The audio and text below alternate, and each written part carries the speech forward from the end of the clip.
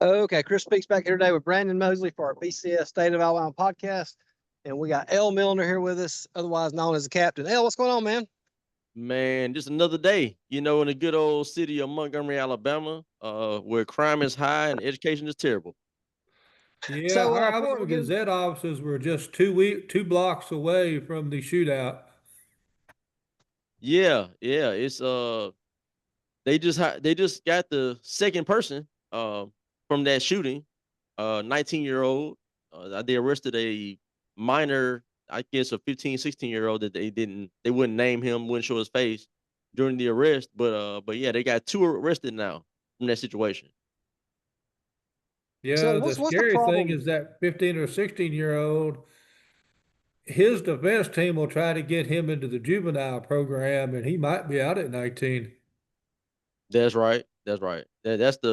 I think that's the situation that we see a lot here in Montgomery and really beyond the city and state. But the issue with the juveniles that commit these violent crimes and then they're able to go under the juvenile banner or whatever, so they do juvenile time rather than doing adult time, and then they're able to get out at 19, 20, 21, come back out, and then they end up doing the same crime all over again, or worse a lot of times. Yeah, and they So I get know out you're with a clean record, so when you do a background check, it doesn't even show that this is a murdering gang member dude. There you go. There you go. So it's a revolving door. It's a revolving door, and it comes down to a lot of the judges that are in place here in Montgomery County. Very weak judges. They're usually Democrat judges, and they're very soft on crime. And we've seen the guys go to jail for a robbery, armed robbery. They'll get like a $40,000 bond. They'll bond out, and then they kill somebody. That's happened. I don't know how many times here in Montgomery. so do you have I know you're a pretty good critic of Mayor Reed. Is what about the policing there? Is there not enough officers? I mean, are they not backing the police? What's going on with that? Man, we are severely short staffed. We are budgeted for about 500 officers. And this is according to MPD and the city records. We're budgeted for about 500. When Reed got elected, we had about 450, 475 officers. So we were not really fully staffed, but we were at capacity, right? So we were at an operational capacity. Well, since Reed got into office, our numbers have dwindled. Now some people are saying we have about 180, 190. I've heard as high as like 230, 240. Either way it goes, we got about half of a staff that we should have in MPD. Yeah, our offices are about 6 blocks, 6 or 7 blocks away from the Montgomery police station. And you used to be able to go by there and you drive out in the back. I think they moved all these or sold them or whatever. There'd be over 100 Montgomery black and whites parked there behind the station. Um, they didn't have an officer to drive. It's like the cars were just parked sitting there. That's right. Yeah. I mean, I've been told that there are maybe a dozen officers that are pretty much patrolling the city from from morning to night. Um, it's used to you would see MPD officers all over the city in different parts, just cruising. And honestly, I don't know about you, Brandon, but I see more county and state troopers than I do MPD city officers. So, thank God for the Max program that came in. That's a city, county, state operation where we've got Aaliyah in the city patrolling as well as Sheriff Cunningham's department. And if it wasn't for them coming into the city last year in I think it was June or July, we would have been in a much worse place at this point than we are right now. It's terrible right now. It could be much worse. So thank you to Hal Taylor for bringing the state in, Sheriff Cunningham, and AG Steve Marshall for recognizing the issue and doing something about it. Because Mayor Reed is a guy who gets on these news conferences, goes to the cameras, and continues to say crime is down in the city of Montgomery. Crime is down since this time last year. Well, we can't tell because this time last year we had about 48, 49 homicides, and now we're at like 53, 54 homicides. So we're not down like he keeps saying. Yeah, that was a talking point of Mayor Woodfin's in Birmingham. Well, total crime is down. Well, murders are up. You know, it's like too dangerous for the property crime guys to be on the street because they'll get shot. That's right. Are they doing something now where they're reclassifying these crimes like they were doing in DC, where they're saying or making them misdemeanors, like or what felonies is misdemeanors now? Yeah, I've seen that. I've talked about that actually, and Mayor Reed has a podcast that he's been doing for the last, I don't know, 4 or 5 months or so, and he addressed something that I had been talking about. So I don't know if he caught wind of me speaking about this, but yeah, the city of Montgomery Police Department does classify certain crimes that you would call, let's say, someone shoots into a building, to a house, right? They have classified some of those shootings as vandalism or destruction of property. Okay, why is that not being classified as shooting into a dwelling, right? Whether it's occupied or not, right? So there are these instances of crimes being lowered in classification, and what it does is it helps the numbers, right? It takes it from a violent crime potentially to a non-violent crime to a property crime. Totally different. So, but yeah, he addressed that and said that they were not reclassifying crimes, but they are. There was a news article out of Montgomery, all right, from a local news station, where a lady was saying that her home had been shot up some like half a dozen times over the last 3 years. And she believes it had something to do with her grandson being in the streets. Well, her house was shot up recently, and she told the news, yeah, they came out and investigated, and they called that a vandalism. But they shot into her house. She said you can see the bullet holes going through the door, the wall, the windows, and they called it a property crime. So yeah, when somebody opens up with a pistol, or in many cases, I know in Birmingham with like AKs, um, you're trying to kill somebody. That's why you shoot the house. Now, there are better ways to kill people, more efficient ways to kill people, but it's pretty, as attempted assassinations go, swinging by the house and opening it up and firing 10 rounds into the house is, is an easy way to attempt your goal that way. It's an attempted murder. It's not a property crime when you shoot into a house. And if the house is vacant, it's one of those houses where you think your rivals, especially like little drug gangs, are holed up in. Because, I mean, if you have a vacant home and they figure out it's vacant, yeah, that becomes a target for people doing illicit things, in the community. that's right. That's right. And like you said, either way it goes, whether you have the intent of firing into the home and hit someone, whether you intend to do it or hit them or not, or to kill them or not, whether you have the intent to kill or not, everybody knows when you fire a weapon, a firearm, a gun, it has the potential of killing someone. So us talking about, or I should say the city talking about saying, oh, well, we're not classifying it as something different, but you are. And what it does is it further creates the environment that the criminals know, okay, I can go and commit this type of crime, and they're going to just give me a misdemeanor property crime. So they'll be more apt to go and commit that crime. It's we're getting hit from all different sides. We have low police numbers. We don't have. They're not able to enforce basic laws like speeding, reckless driving, drunk driving. They're not able to, address those because they have a shortage.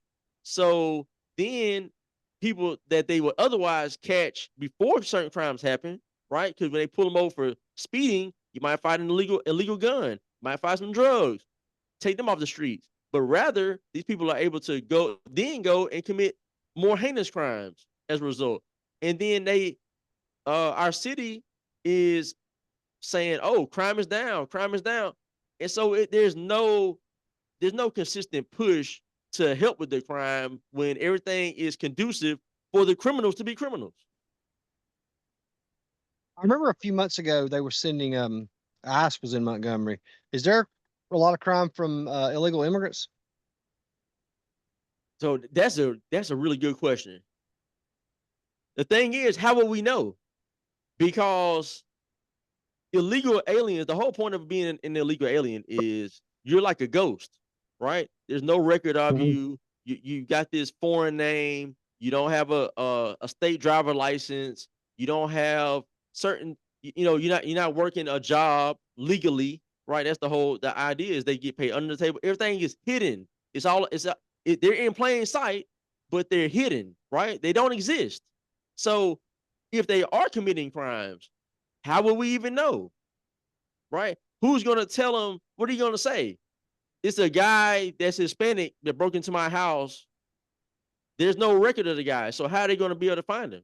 You see what I'm saying? So, um, and then at the same time, Mayor Reed has come out and boldly said that he stands with the illegal aliens. Right? Basically, he called them residents of Montgomery. So if we did have an issue with illegal aliens committing crimes, Mayor Reed is not going to really try to address that, right? Because that would go against his narrative of they're peaceful people, they're residents of the city. I want to look out for them like I want to look out for the next person that is an American citizen. So there again, that's another issue where the city has taken the side of the criminal. Well, following on those lines, like going to Birmingham, Birmingham in 1960 had a population, on the census of over 340,000. Today, that's like 192,000. Montgomery, I don't remember where it maxed out, but it was, well into the 200,000s.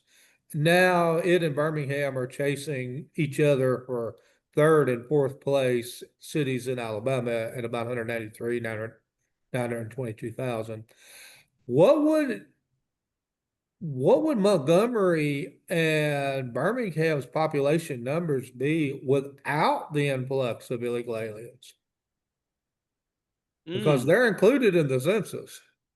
Right. That is so true. And what you're talking about with Montgomery's population in 2010, we were at 205,000. And I think that's like the most that I remember the population being in my lifetime.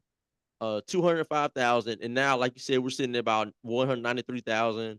I looked at the census.gov numbers like 2 weeks ago, and in 2024, it was showing us at 194,000.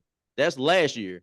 So yeah, it's going down. And like you said, when you factor in the illegal aliens, the number is getting inflated, right? You're artificially inflating the numbers, basically, is what happening. So take them away, and numbers keep dropping. And I'm sure, just like Birmingham, Montgomery's situation is the residents are working in Montgomery. People come to Montgomery to work because hey, it's the capital city. It is a decent sized city. We got all kind of businesses and from service industry, hospitals, government jobs, a little bit of everything, right? But people know not to live in the city of Montgomery. So they live in Prattville, they live in Millbrook, Pike Road, right? Hope Hole, anywhere out in the outskirts because the city is so unsafe. And I am so sick and tired of hearing Mayor Reed get on the news and talk about the city is growing. The city is not growing. What is happening? he's saying, okay, on the east side of town, there are about 2 or 3 different housing developments currently being built up. But what he's not telling people is there's a population shift that's happening, right? So people are not moving to the city from outside of the city. They're simply moving from one side of town to the east side of town because everybody knows the north side is basically dead over there, right? I don't even think they have there's areas on the north side, there's no bank to go to, right? There's no a supermarket.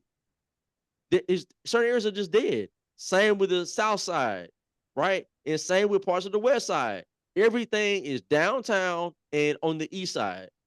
So that's where people are going and they feel safer. They have the stores and the restaurants and everything that they need to go to. And it's it's funny because he came into office like any other mayor. I'm going to be a mayor for all of Montgomery. I'm going to be a mayor that looks out for the north side and the west side and the south side, not just the east side and downtown. And what has he done? He has come in and done the same exact thing that previous mayors did. Focus on downtown development and focus on the east side of Montgomery development. Everything else is dying, and we're watching the city basically crumble, just like Birmingham is basically seeing their city crumble. Everybody's moving to the outskirts, Homewood, Vestavia Hills, Alabaster, anywhere but Birmingham. Do you think that's because you mentioned the education system? You think you got that kind of crime there because people are not getting the education to go get better jobs? It plays a huge part in it. Public education is absolutely horrible. It's been horrendous for the last 30 years. Is and a lot of this. Well, I get to that in a little bit, but for far as the education itself, right now, we have a board of education that's all female. Every last person on the board is a female. Okay, there's 7 of them if I'm not mistaken. Um, there are 5 are quote unquote black women, 2 are quote unquote white women. And we've had consistent issues with uh truancy with kids, not going to school. We've had issues with kids that do go to school and they cause issues, fights. We've had a student at a high school recently bring a gun to school, bring ammunition to school. He had the intent that he was going to use this gun and this ammunition on people. Um, we've had girls get stabbed inside the school. We've had consistent violence, right? Inside the school and outside the school, on school ground though. So why is that happening? It's because it's being allowed to happen. Because there's the same standard that they hold for the magnet schools, they don't hold that for the traditional schools. So the traditional schools end up having all the nonsense going on day in and day out. And the another part I want to bring into this is the demographic change. Demographics have changed in Montgomery, whereas 2010 and before, basically Montgomery was a majority white city. Now demographics have shifted and flipped. So it used to be 60-40, basically white, black. Now it's like 65, 70% black, 30% or so white. That demographic change has helped to exacerbate the issues of violence and crime. It just is what it is. People can look at any city in America you want to go look at. If a city has a majority black population, chances are 9 times out of 10, probably like 99 out of 100, that city is going to have a ridiculous amount of violent crime. It's just the way it is. You look at cities like Austin, Texas, majority white. Montgomery has more homicides than they do, and they have a city of 1 million people. We have less than 200,000. So, What do you think that is? about the violence, why the Yeah. black cities more violent? Yeah. I think they're more violent because this number one, the culture is totally different, right? typical white culture in America is work hard, create families, raise your kids, and you everybody has a sense of purpose and productivity. Everything that you do is to grow as a person and then to help other people grow as well. And everybody work together, right? You don't have to always agree and or whatnot, but it's this sense of everybody is productive and doing the right thing in society to keep things going. Whereas in the black community, it's a crab in the barrel mentality where they don't like to help each other grow. Certain individuals want to be the ones that are able to make it to the top and then look down to everybody else and say, I made it to the top. You know, y'all should be like me, but they don't want to give them that assistance to bring them up to the top with them. Right. And so it's a lot of jealousy going on. Families are broken. You don't have dads in the home creating structure. The women are raising these boys and they're raising them. When a female has to raise a boy, she has to a certain extent be more aggressive with him, right? Because he's a boy. And if it was a man dealing with a boy, then he wouldn't have to be that way because it's already understood, right? A man's presence is different than a female's presence. So these women are more aggressive. They talk to these boys crazy. I know I've witnessed it many times. I grew up around it. They talk to them crazy. These boys grow up with that same type of spirit, that same mentality of being aggressive. Everything has to be met with aggression. And so here we are with violence through the roof. You know, I think so. To answer your question, it's a cultural difference at the essence of it. It's cultural. That's really what it is. The fair was here last night. The fair was in Montgomery for the last night. Last night, I was out there with my children, and I told them ahead of time, we're going out here. Once the sun starts going down, we're leaving. Okay, we're gonna go have our fun for a few hours, and we're getting up out of here. And sure enough, I get on my phone this morning, and there's teenagers fighting police and everything last night at the fair. Fighting police, not just getting arrested, but they're fighting police. So what do they look like? They're black, as the world would say, right? They come from the same culture. It's ingrained, unfortunately. Along those lines, I think 15.2% of the United States is black. Yet when we know who actually committed a murder, 53% of the time it's a black person, and about 85% of the time he's killing another black person. Um, is does the corporate entertainment and media, are they contributing to that with, like gangster rap and uh glorifying, the drug kingpin or the gang leader or the master criminal instead of, the dad that goes out and works a 9 to 5 job and, the mom who takes care of the kids and then comes home. I mean, I'm not seeing a lot of Huxtables in our current culture. Yeah, it's definitely that plays a role for sure.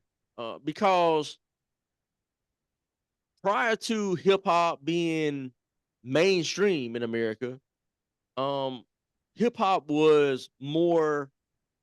It was not about violence. It wasn't about centered. It wasn't centered on violence. Wasn't centered on drug dealing.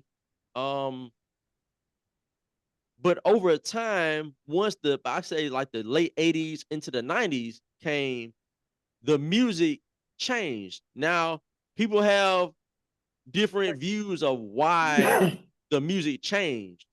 There are people who say that there was a certain meeting that was had between some executives and some music artists, and they said, "Look, we need to push the music into a more violent, a more rebellious direction." And so, anyway, that may or may not have happened.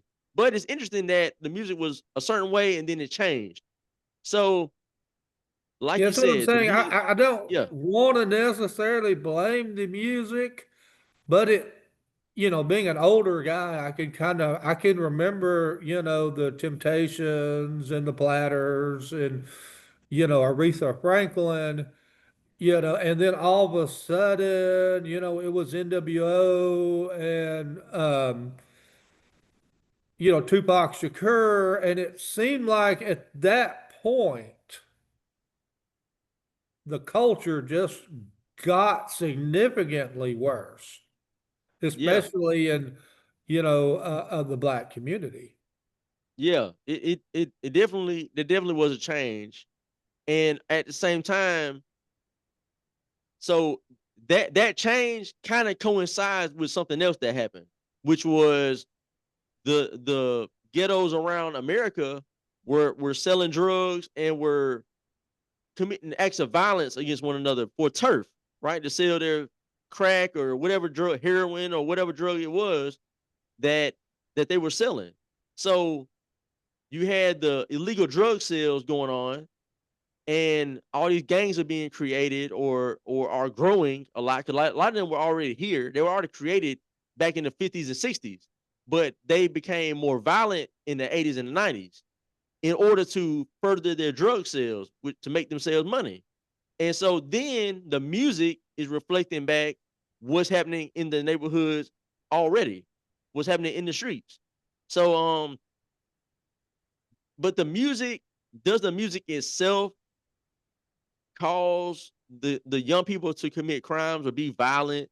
I wouldn't necessarily say it makes them that way, but I will say when you're raised in a certain environment and you see certain things happening on a day in and day out basis in your home, outside your home, at school, and then you listen to music that further affirms that type of behavior, then you're more apt to commit these acts of violence and behave that way, right? Because certain kids can grow up and they don't live in a violent environment, so they can listen to violent rap or any kind of music, and it won't affect them the same way, where they want to go out and commit that crime. But when you're already in the mindset of it, and now you listen to a song talk about shooting and killing and robbing and stealing, you're going to be more likely to go and commit the crime because you need to live out the lyrics that you're listening to.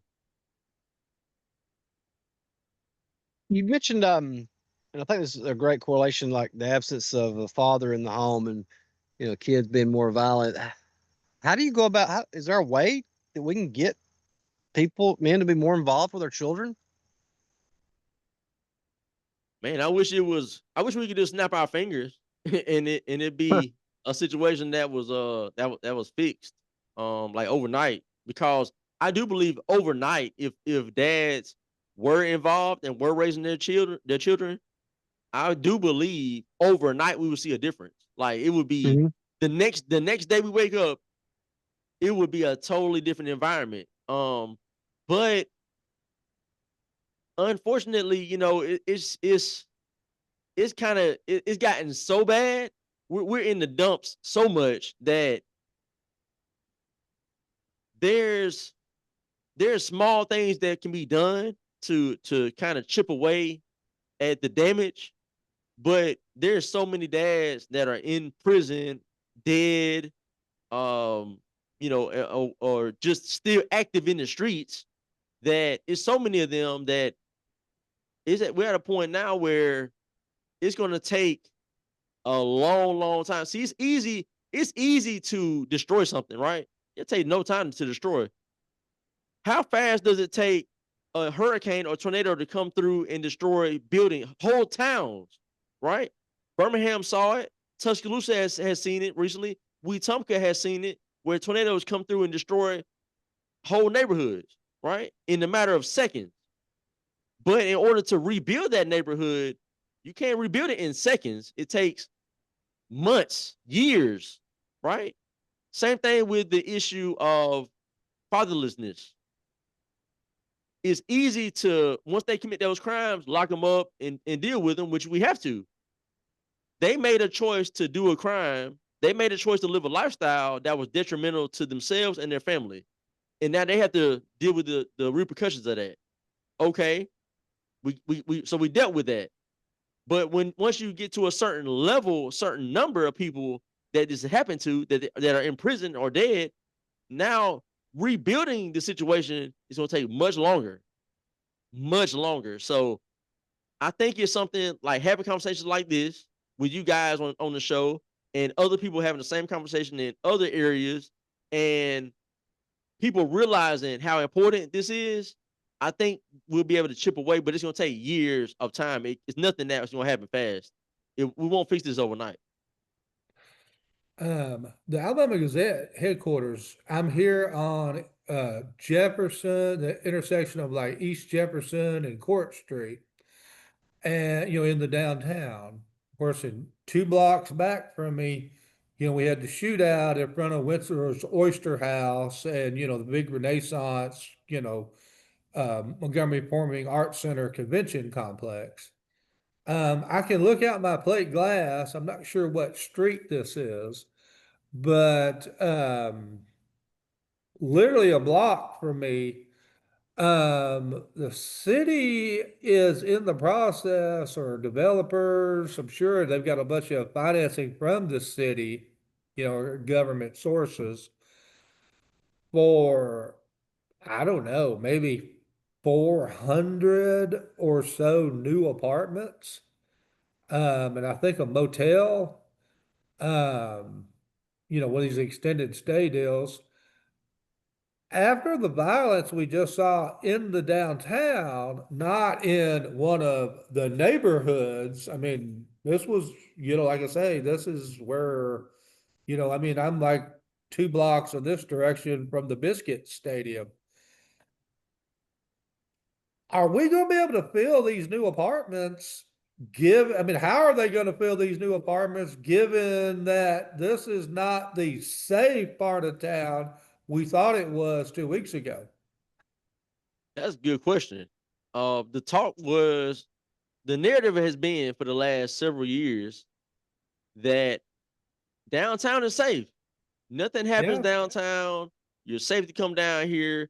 No, matter of fact, I remember there was a homicide near downtown, and the news put out and said that it was near downtown, and the mayor's office quickly rebutted and said that didn't happen downtown, right? Well, they Yeah. didn't say it happened downtown. They said it was near downtown. So that was It's like hard to say the convention center is not downtown.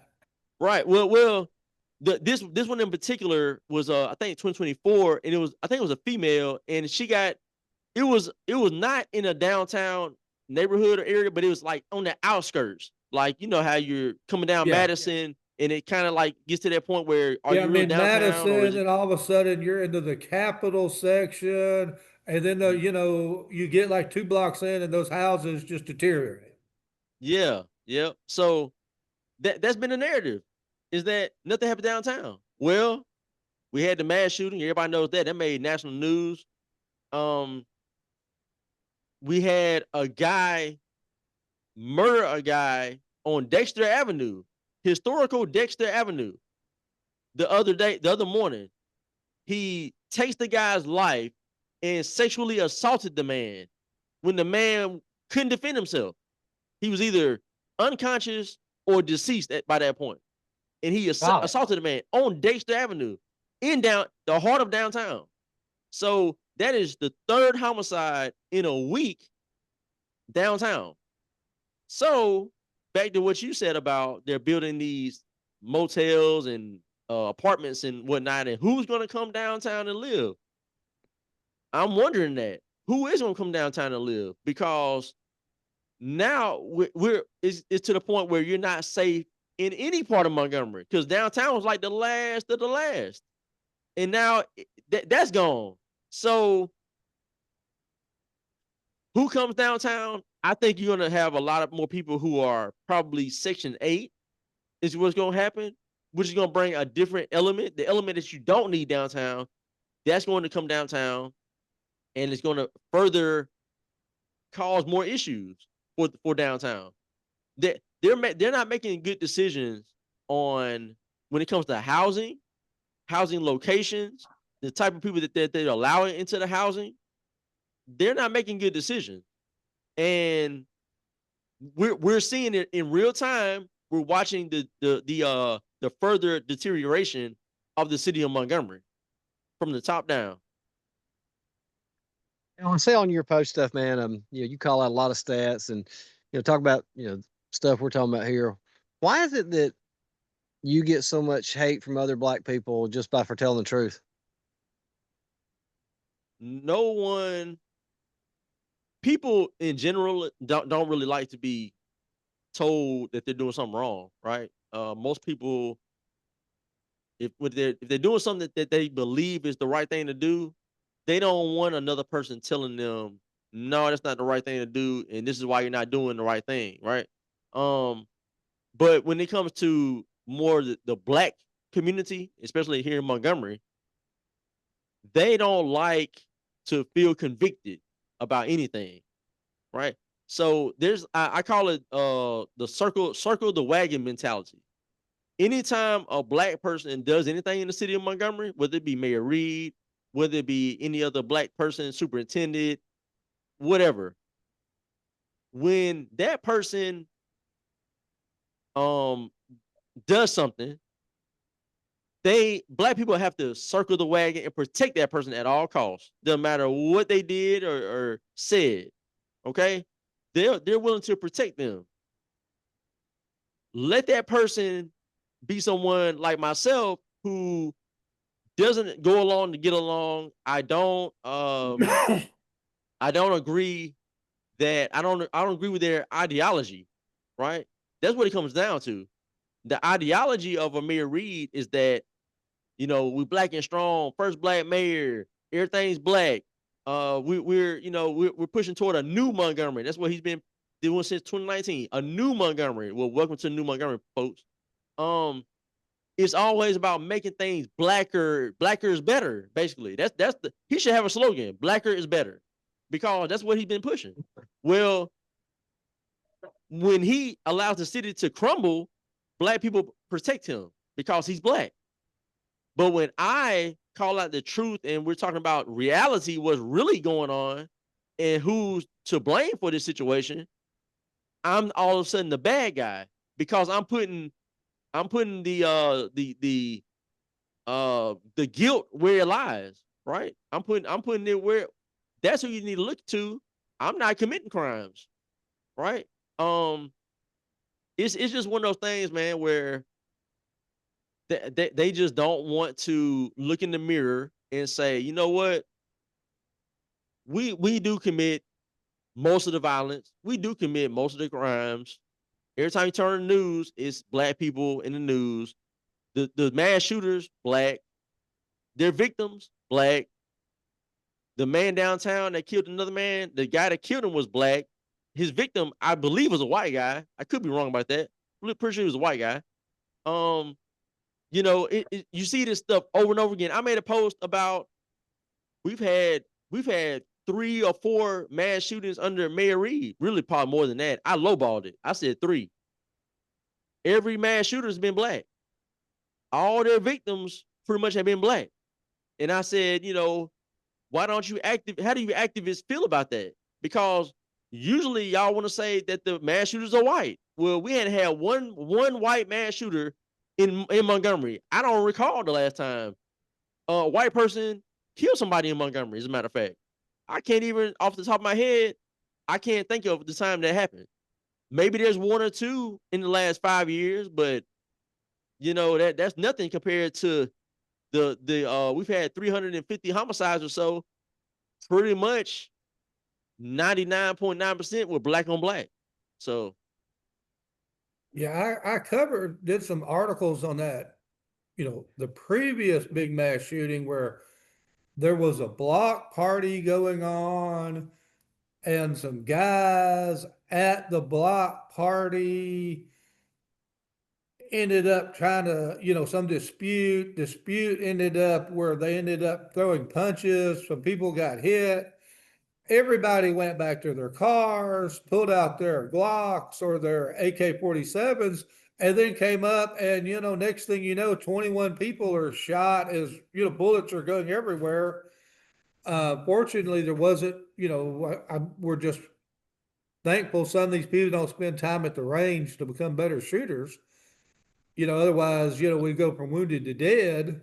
But I mean, it just seems like a little deal like that is like, I mean, that can happen theoretically anywhere, but usually, when people in Mountain Brook get to yelling at each other, they sue each other and they have lawsuit battles that, your dog did whatever to my yard. And, I mean, next thing you know, they're spending $20,000 on legal, suing each other.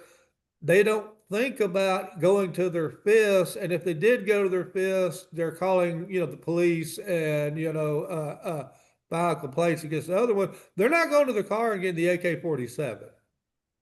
And, there's guns all over Absolutely. Alabama, so everybody has guns. But, That's man. what is the deal where a dispute that, I can get mad at someone, I might throw a punch, and, But you I have, and I carry, and I'm not drawing it, and, we're just opening up on somebody because I took a punch, or, even if I took a cheap shot. I mean, it seems like it doesn't take a lot to turn a normal, hey, you're dating my girlfriend. That's my, no, oh no. yeah. Yeah, all And of a now sudden somebody has to there's die. multiple people shooting multiple weapons and there's hundreds of rounds being fired all over the place. That's right. Yeah. It's that it goes back to this. They don't have I've been hearing this like term a lot, emotional intelligence, right? So Hmm. when something happens, there's a stressor, right? Or something that occurs to a person, and you have that feeling of like, okay, I've got to react a certain kind of way. A normal person, if a person comes and bumps into them, right? You're walking through a crowd, somebody bumps into you. Most people would just be like, "Oh man," like they probably look like, "Man, what was that?" And then you look at each other, "Oh my bad." The person that bumps you, "Oh my bad." You say, "Oh yeah, excuse me too," and you'll keep moving. Like it won't go anywhere from there. But when it comes to certain people with a certain mentality, and you bump into them, they're going to react a certain way because it's almost like they can't get over the ego. Their ego is so strong, that pride is so strong that any little thing, any little sign of aggression, whether it be accidental or unintentional or intentional, they're going to take it as intentional. Like you're try to as we used to say back in the day, you're trying to little boy me, right? No, sir, I'm just walking through a crowd. I bumped into you. I Yeah, I apologize. was disres Yeah, go ahead. yeah, I mean, it's the term that I was respected. So now, I mean, it's like, I mean, it all the time. I just moved. Yeah,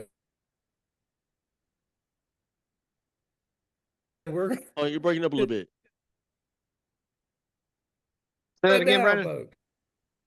I'm saying, there's a term for it where, a person says that he was disrespected. And, Yeah. I mean, you're disrespected. And then that, because you were disrespected by somebody, now it's escalated. I mean, the Bible says an eye for an eye, a tooth for a tooth, a life for a life. It doesn't say, "Ooh, I lost an eye or I was disrespected, so now I'm gonna kill somebody." Right.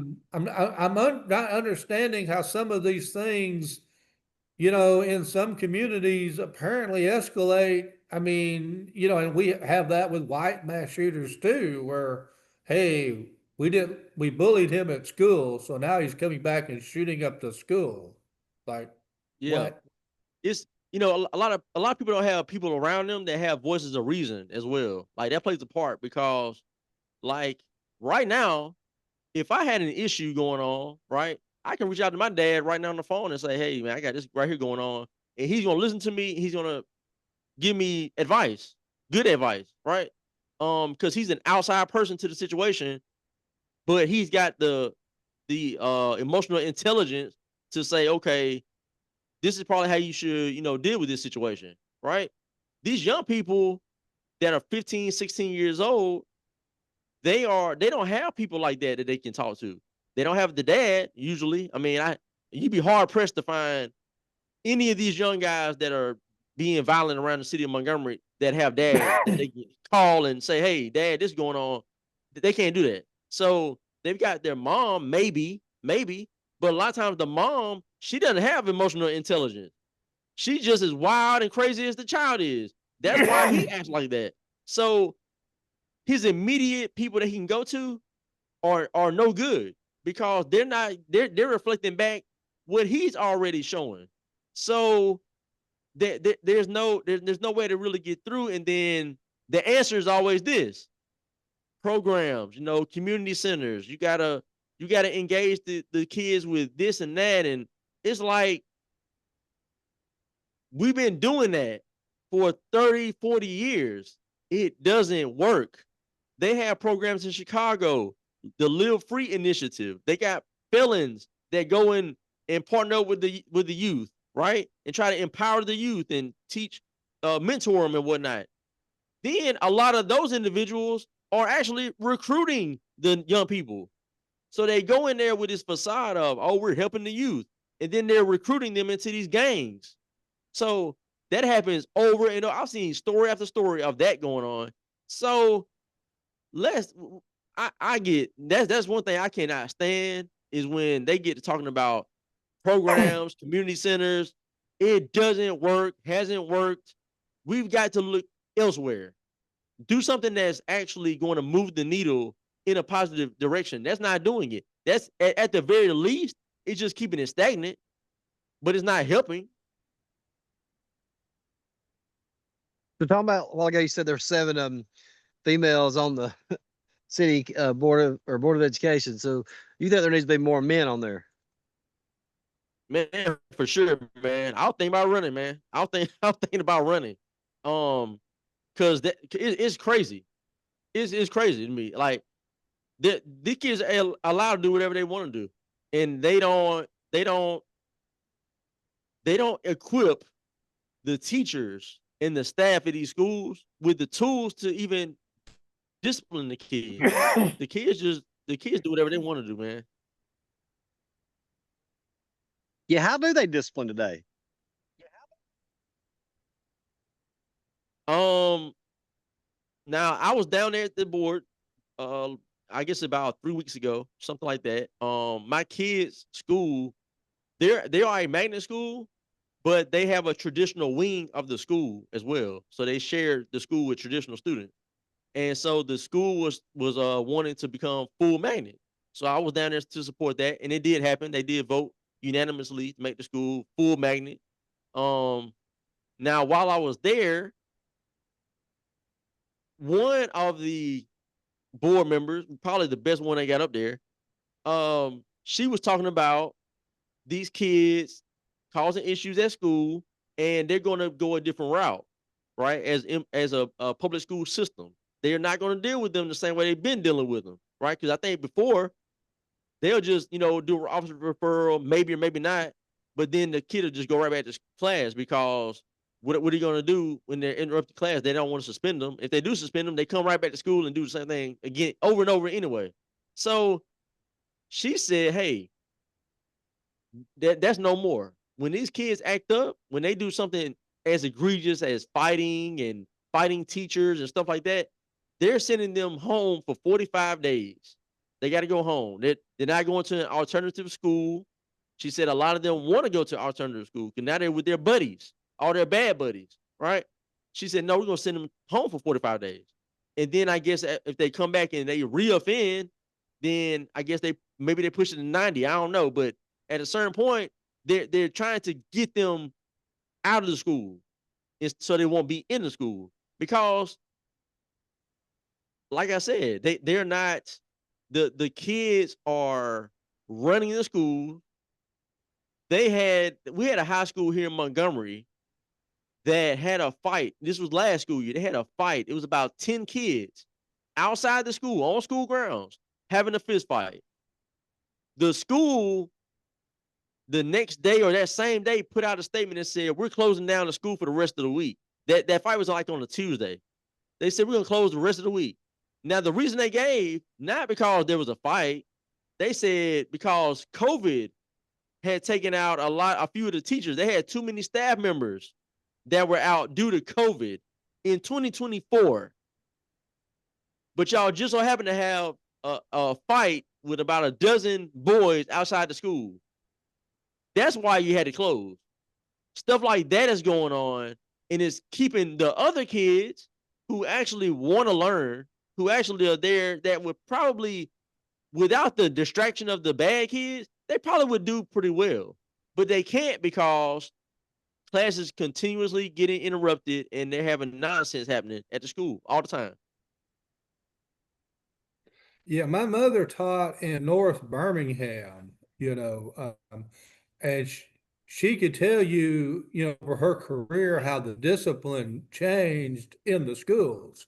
Late 80s, early 90s, somebody really got out of line and disrespected a teacher or was fighting. Hey, they called a couple of coaches, a couple ROTC guys, and they pulled out paddles and, they beat dudes, and then we had to limit what you could do physically. And then a few years later, they got rid of all the physical.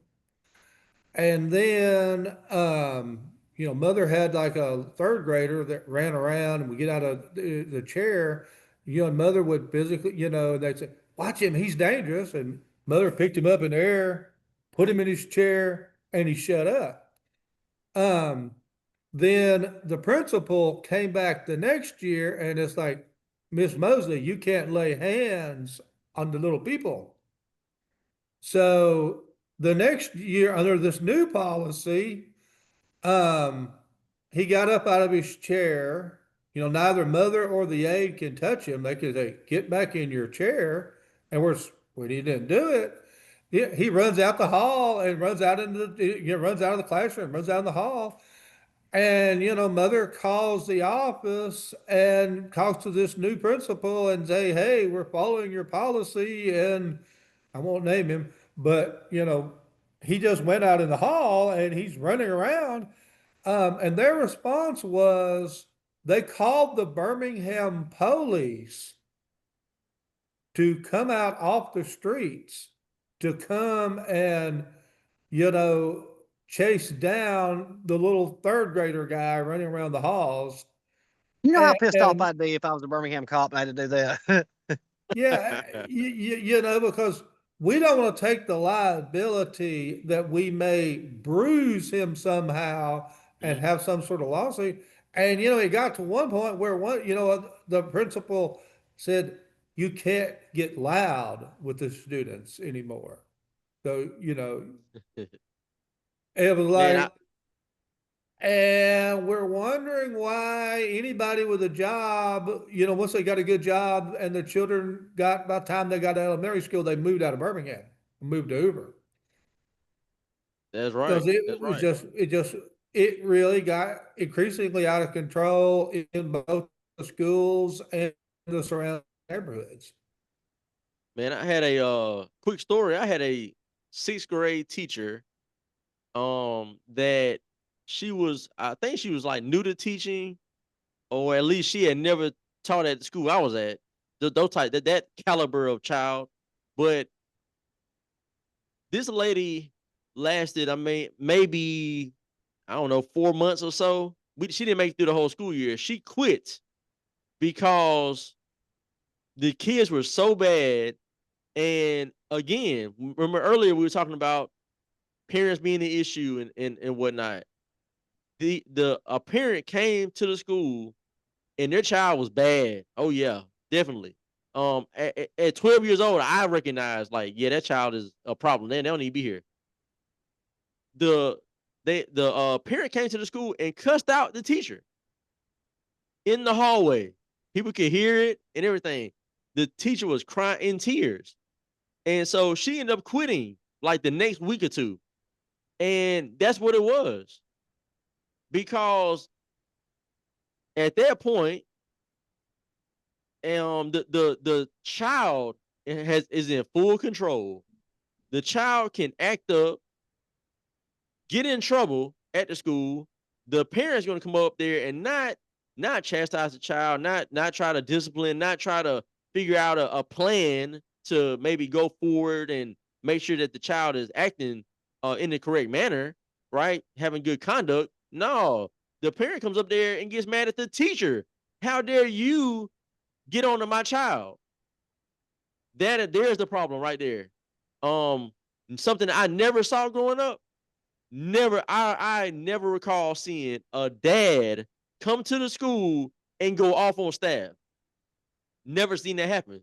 I've seen the mamas do it countless times.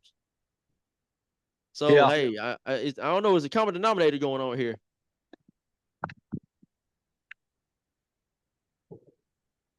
I think that's about all I've got. We've kept you about an hour. Is there anything else you want to talk about, Brandon? No, I mean, I'm very grateful that Elle came on and talked with us for, literally an hour on this. Hey man, I thank Yeah, y'all I mean, I for having me, man. I love what y'all are doing too. Y'all are nonstop with articles, interviews. I can't even keep up with it, man. I catch what y'all do, and it's awesome work, man. I like seeing it. well, thanks, man. You do too. I mean, you have a good presence out there, and you're doing a lot of good work out there, man. Trying to bring a lot of attention to what's going on in Montgomery. No, man, for sure, for sure. All right, well, I'll get this loaded up in just a little bit, man. I'll tag you in it. Sounds good. Sounds good. Thank y'all for All right, having me thanks, again. Thank Yeah, you for thank you. coming on. All right, take care.